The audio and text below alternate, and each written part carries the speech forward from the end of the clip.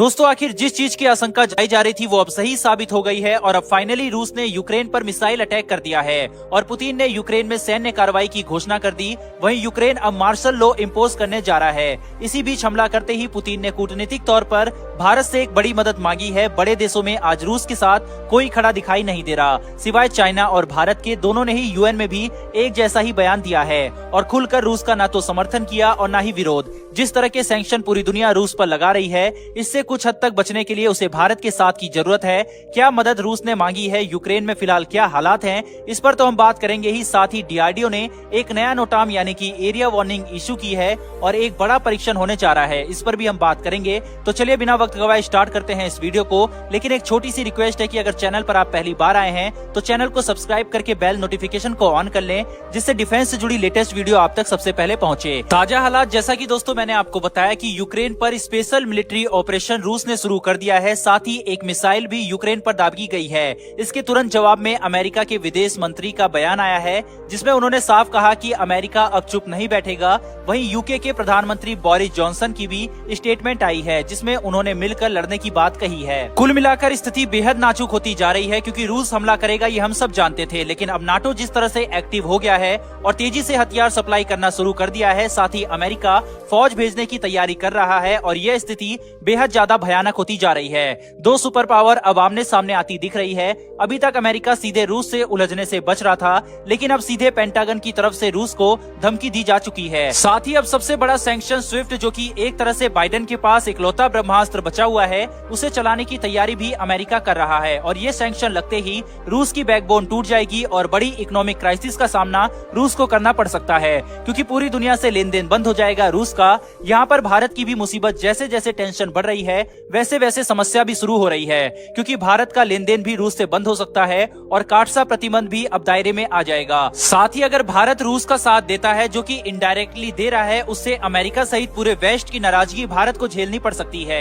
यहाँ भारत की कूटनीति की सबसे बड़ी अग्नि परीक्षा होने वाली है, क्योंकि एक तरफ वो दोस्त है जिसने हमेशा हमारा साथ दिया है, वहीं दूसरी तरफ अमेरिका सहित पूरा वेस्ट नाटो देश है, जिन पर भारत काफी हद तक निर्भर है। इसी बीच रूस का भारत को लेकर एक नया मैसेज आया है, जिससे भारत को साथ देने की अपील वो कर रहा है। दरअसल उसने भारत से सहयोग मांगा है। रूस यूक्रेन संकट पर मोदी सरकार का स्टैंड काफी ज्यादा मायने रखता है, मगर भारत ने न तो रूस की निंदा की है और न ही यूक्रेन की संप्रभुता की बात की है। निष्पक्ष रहकर भी भारत ने रूस का ही साथ दिया है, जिस पर रूस ने भारत का स्वागत किया और कहा है कि आगे भी सहयोग जारी रहेगा। India is playing a vital role of responsible global power.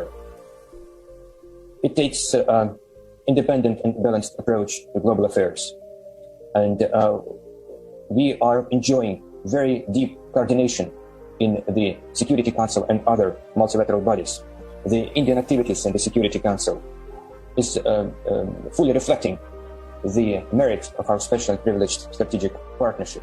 वैसे भारत के 50 से 80% तक सैन्य उपकरण रूस में बने हुए हैं। S-400 से लेकर स्पेयर पार्ट्स, टेक्नोलॉजी, मेंटेनेंस और आपूर्ति की जरूरतों के लिए भारत को रूस की जरूरत पड़ती है, मगर आज रूस को भी भारत की इंटरनेशनल मंच पर उतनी ही जरूरत है। दुनिया के सभी फोरम पर, चाहे यूएन में ही क्यों ना हो, रूस ने हमेशा भारत का साथ दिया है।